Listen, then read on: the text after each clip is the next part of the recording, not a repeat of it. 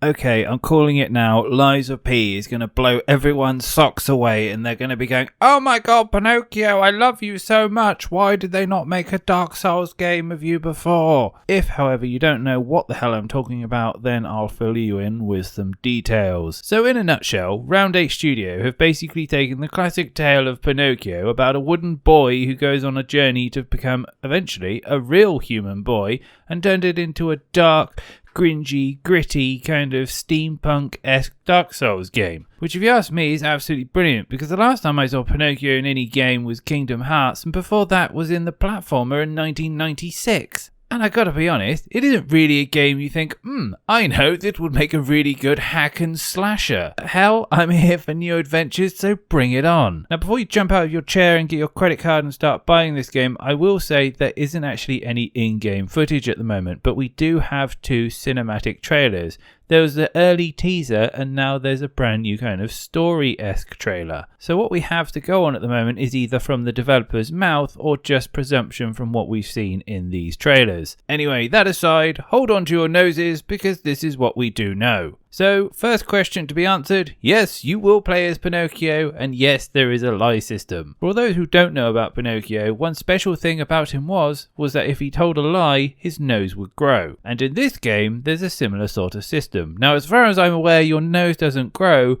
but if you do lie, there are changes to the world that you're in. And one of these is that the more you lie, the more human you'll become, which will come with its own advantages and disadvantages. So in terms of other things we know, it is based in the city of Crete. It is done in the late 19th century, which you can probably tell from the architecture and the grimness of the situation. And the scenario is basically, you're Pinocchio, you wake up, and the whole city is just dead. There's a massive plague, there's loads of monsters everywhere, and everything has been killed off. In terms of how you got there, it looks like Geppetto put you there. Why you're put there, we currently won't know, and I guess that'll unfold later in the story, but you can see him dragging a big old case towards the city as you get there, and there's like some grizzled old corpse on the side which suddenly starts vomiting rats everywhere in lovely kind of fashion. We also know there's going to be an extremely strong narrative in this, and that is really unsurprising considering it is based on an actual story.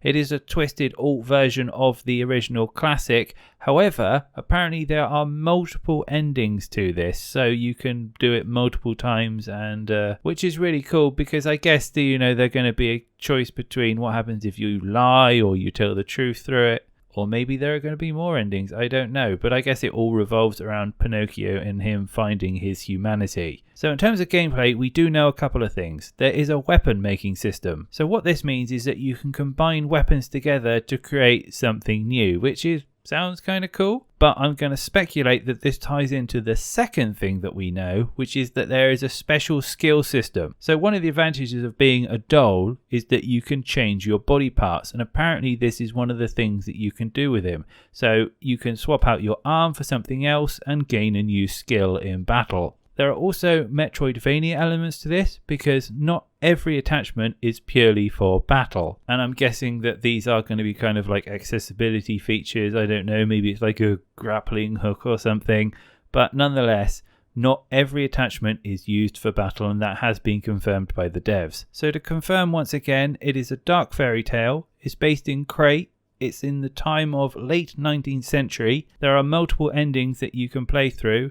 There is a weapon making system, and there is also a special skill system. And last but not least, there is a narrator system in the game, and the narrator from the trailer has some story significance. Now I know that is completely vague and totally useless, but I thought it was an interesting tidbit just to throw into the mix. And that is all I have for Lies of P. I am super excited for this. I wish it all the best. I absolutely love steampunk robotica, kind of late 19th century styles, so this is right up my boat. I would love to hear from you. Let me know what you think in the comments. But for now, everyone have a great day. I'll be back with more news as soon as I have it.